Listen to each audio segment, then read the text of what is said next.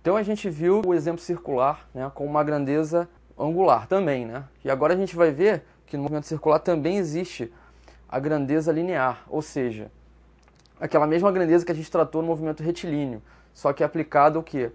Ao círculo, né, à circunferência. Então a gente tem que o deslocamento linear da nossa velha definição é o quê?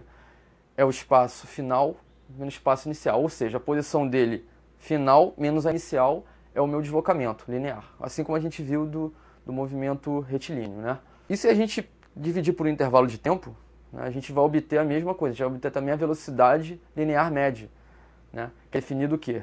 Pela variação do deslocamento dividido por um intervalo de tempo. E a gente tem aí para ilustrar, né, o exercício, para a gente poder fixar esse conteúdo. Um ponto P num disco está em sua posição inicial igual a 0 metros. Após 10 segundos, ele percorre um arco de circunferência ficando na posição final, né, 0,6 metros. Calcule sua velocidade linear média nesta trajetória. Então a velocidade linear média, ele percorreu esse arco que tem 0,6 metros de comprimento. E no intervalo de tempo, 10 segundos. Então a velocidade linear média vai ficar a variação da posição dele sobre o intervalo de tempo. Agora vamos fazer as substituições. Então a velocidade média linear dele vai ser o quê? O comprimento de arco que ele percorreu, que é 0,6 metros, em 10 segundos. Vai ficar o quê? 0,6 metros dividido por 10. Vai ficar o quê?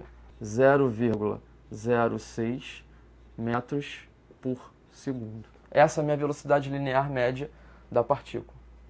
Então o movimento circular fica assim, dividido, né, em movimento circular uniforme, movimento circular uniformemente variado, que a gente não viu. E tem as grandezas que são inerentes a todo movimento circular, que é a velocidade angular e a velocidade linear. Agora a gente vai falar de outras grandezas também muito importantes para o movimento circular, que são elas. Período. Período o que é? Período é o tempo gasto para dar uma volta numa circunferência. Então o período é o tempo que eu gasto para poder percorrer 360 graus da circunferência, ou seja, ela completa. E a frequência? O que é a frequência? É o número de voltas, n, né, dado pela circunferência em unidade de tempo, ΔT.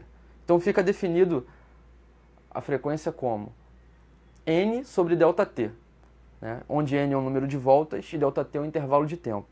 E, né, aplicado ao período, como n é o número de voltas, né, e como ele só dá uma volta, então eu substituo ali no n, o n igual a 1. E o ΔT passa a ser o quê? O meu período, substituo o ΔT por t. Então fica a frequência definida como 1 sobre t, né? Ou seja, a frequência é inverso do período. O período é inverso da frequência. Quando eu tenho maior frequência, eu tenho menor período. Quando eu tenho maior período, eu tenho menor frequência. Agora a gente vai ver um exercício também para ilustrar isso, para a gente fixar o conteúdo. Uma pessoa está em uma roda gigante que tem raio e gira em rotação uniforme. A pessoa passa pelo ponto mais próximo do chão a cada 20 segundos. Podemos afirmar que a frequência do movimento dessa pessoa em RPM é, ou seja, né, RPM o que é? Rotações por minuto, certo? Então a gente tem um problema de frequência e período. Aqui a gente pode resolver por uma regra de 3 simples, né? Muito fácil. A gente tem que, em uma rotação, ele faz em 20 segundos. Em x rotações ele vai fazer em 60 segundos, que ou seja, é 1 minuto. 20x igual a 60 vezes 1. Ou seja, x igual a 60 sobre 20. Né?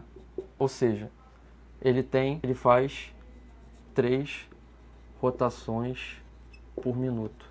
Então a gente viu que além das grandezas angulares e lineares, né, a gente também viu que é importante o conceito de período e frequência, para a gente poder cada vez estudar o movimento circular.